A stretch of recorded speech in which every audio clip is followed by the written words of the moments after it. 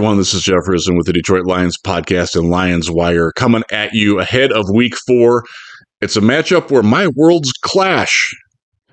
I'm a Cleveland kid, but I'm also a Lions fan. So that makes Sunday's game in Ford Field with the Lions hosting the Browns. It's a big one for me personally. So let's talk about that.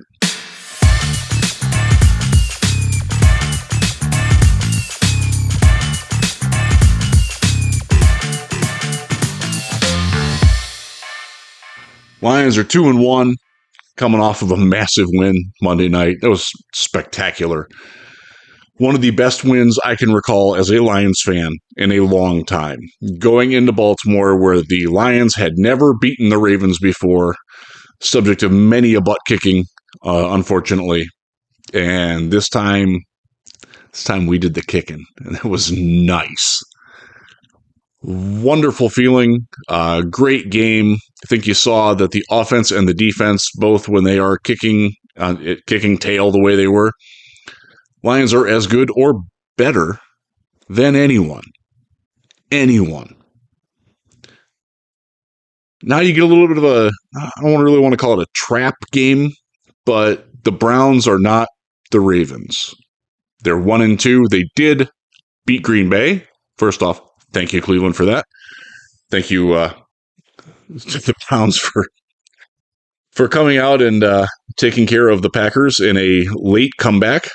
Game was 10-0 deep into the game. And they won it on special teams. They won it on defense. They won it because the Packers choked.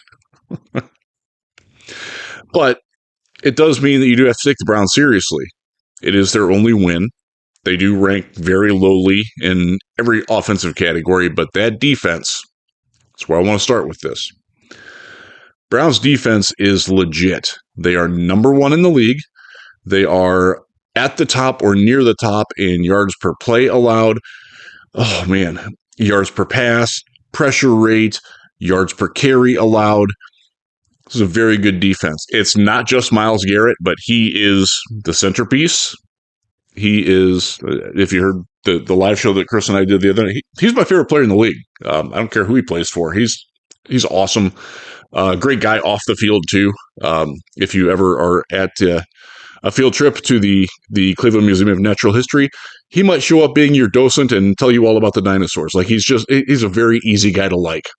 He's a very easy guy to worry about on the football field, too. He's really good. 4 sacks already, 7 tackles for losses, lives in the backfield, has his teleport move. He's a problem. Even for Penei Sewell and Taylor Decker, who are, for my money, the best tackle combination in the league, or one of them anyways. Going to require some extra attention, but he's not the only guy. Malik Collins is playing some really good football, and I think Dan Campbell actually called him out today in his press conference, talking about how well Malik Collins is playing on the inside, and he's right. Their rookie class, they hit, man. Mason Graham looks good. A little inconsistent at times, but he's much like our rookies in Tate Ratledge and Tyleik Williams. He's a rookie. He's going to have some good plays and some bad plays, but you want to see the growth. You want to see the impact, and he's making those things happen. Carson Schlesinger, their second-round pick, linebacker. Very good version of a poor man's Alex Anzalone so far. Looks very ready for the league. They got some guys, man. Former Michigan linebacker Devin Bush playing very well in the old Jeremiah Owusu-Koramoah role. JOK is injured. Devin Bush has picked up and made some plays. He made a massive play against the Packers that helped them win. Grant Delpit, pretty good, strong safety. Not to Brian Branch's level or Kirby Joseph's level, but he's a good player. Ronnie Hickman isn't bad as a starting safety. They're outside corners. Greg Newsome, Denzel Ward, really, really good in coverage. They're what you want in a man coverage team, which is what they are. Jim Schwartz coached. We know Jim Schwartz well. He's got a lot of players. They play well together. They play for one another very well. They're going to be a problem. I think that the Lions' offense is going to have some success because I think when John Morton gave the gave the bulletin board material, whether it was unwitting or not. I don't think he cares, honestly. When he talked about how the Browns haven't seen anybody like the Lions, well, he's right.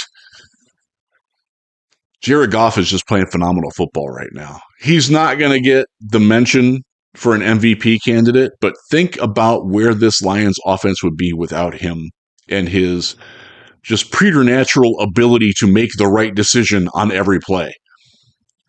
He's in such control of pre-snap reads, post-snap action, not forcing the ball, switching into the right plays, calling the right plays, getting adjustments done. It helps that he's got a whole lot of talent around him, but Goff's playing phenomenal football right now, and you're going to need to continue that to beat these Browns. It'd be a good week for Jameson Williams over the top. They are a little bit vulnerable to the big play if you can hit it. Packers couldn't. Ravens did. Ravens hung 41 on them a couple weeks ago. So yeah, it's a challenge, but it's one that the Lions can win. And just the bevy of options at Goff's disposal, I think the Lions will score a few times, and that should be enough. And that's where I wanted to get into like the meat of the video. And I actually did a lot of research on this with some help from Sumer Sports Stats and also a couple other sources that are out there. Pro Football Reference being one of them. Team Stats, Team Rankings being another. The Browns offense, look, I'm not anti Joe Flacco, but he shouldn't be starting anymore.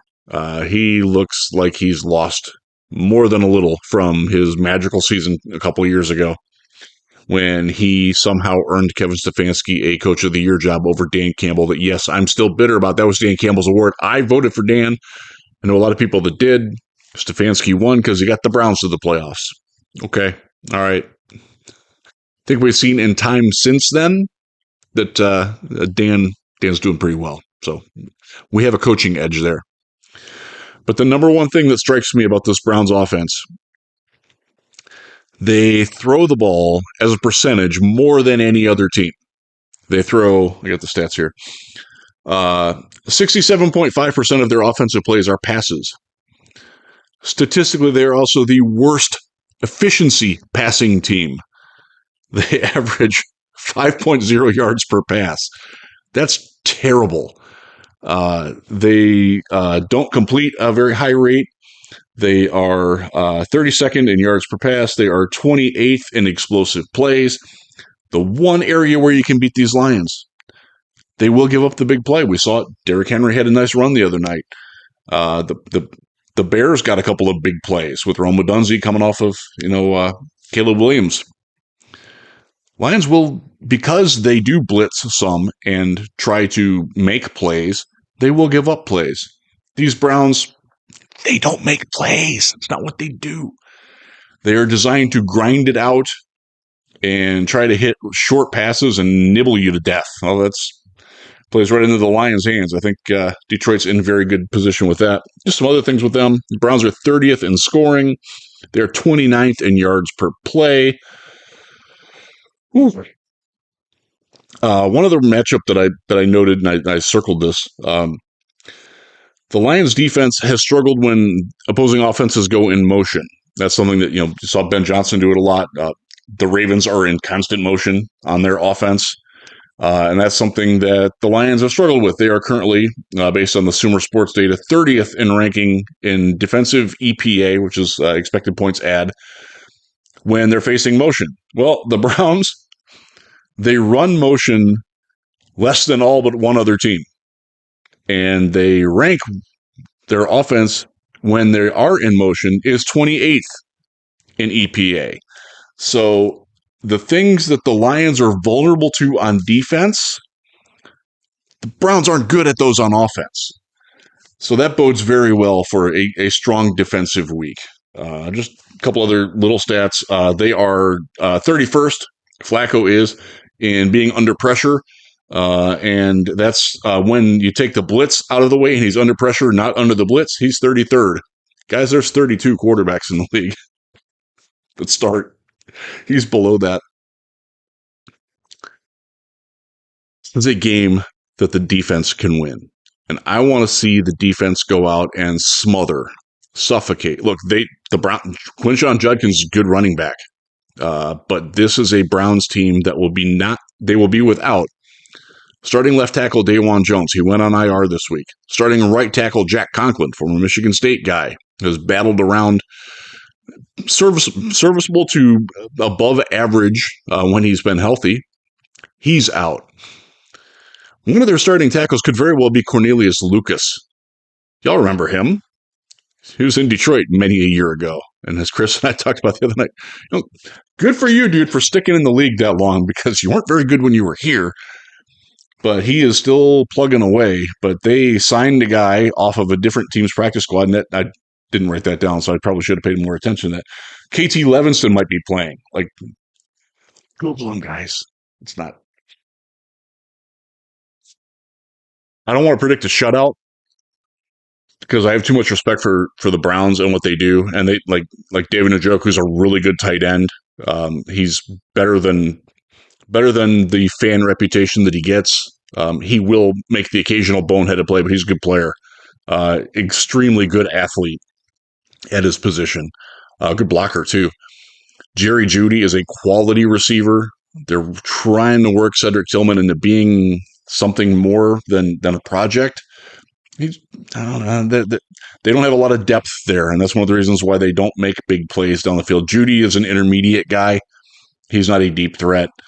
Tillman isn't there yet. The other guys that they've got, they're just not there. So this is a game that I want to see the Lions come out.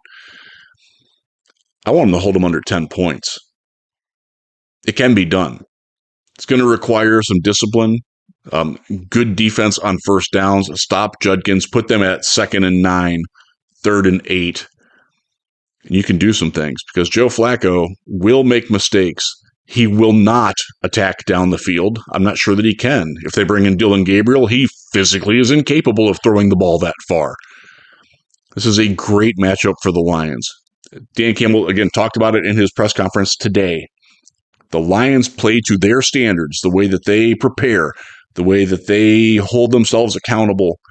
They will win this game by more than the 9 points they're favored by.